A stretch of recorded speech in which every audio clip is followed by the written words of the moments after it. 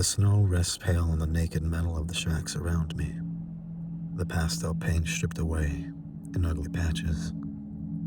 The rusted iron underneath leers orangish red at my intrusion, like 1,000 fiery eyes set in the suffocating whiteness that's all around me.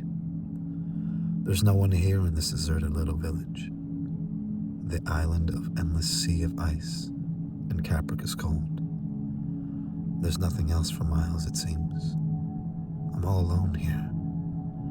All I can do is wait for the ceaseless wind to dismantle me, to chip away at me, until the red rust underneath my painted facade is all exposed, and I become as silent as the town around me. I press myself up against the sides of a shack to get out of the wind, whose shrieks and murmurs fade ever so slightly as I hide. I slowly ease myself onto the porcelain white ground and draw my knees to my chest to protect the waning heat in my core from the lashes of the cold. No louder than a whisper. I'm sure I've imagined it. My name called from across the village, sounding as if it was shouted, but the wind rushing through the squat houses almost stole it away before it reached me. I stumble to my feet, heaving my body upwards and craning my head toward the voice. I take a few steps towards it. The ice and snow forces deliberate and careful steps, taunting me, who has no energy for such things.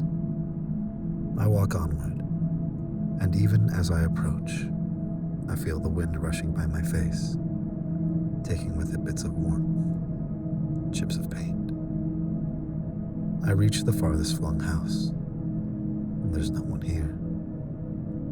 Everything is silent and still, besides the shuddering of my shoulders as the cold lifts the warmth from them in sheets.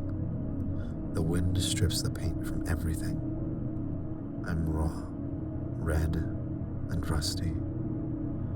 The orangish red eyes grow wider, amazed that I persist in moving amongst them. Again the voice calls, now louder than before.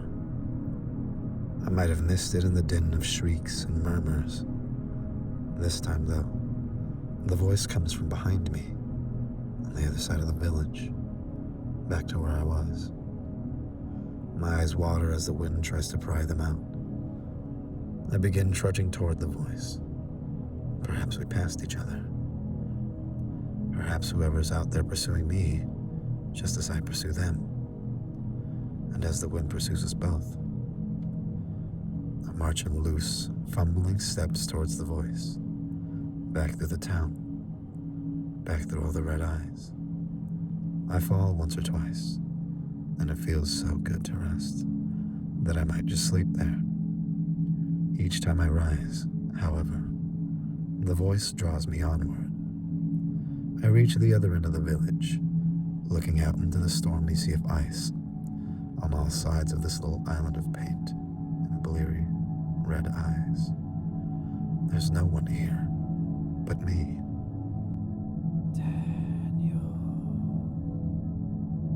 The voice calls once again, with muffled insistence, no closer than ever. Somehow now from the opposite end of all the decrepit shacks, it beckons to me. I turn to it, but I can't face those eyes again. And I'm so very cold, and it feels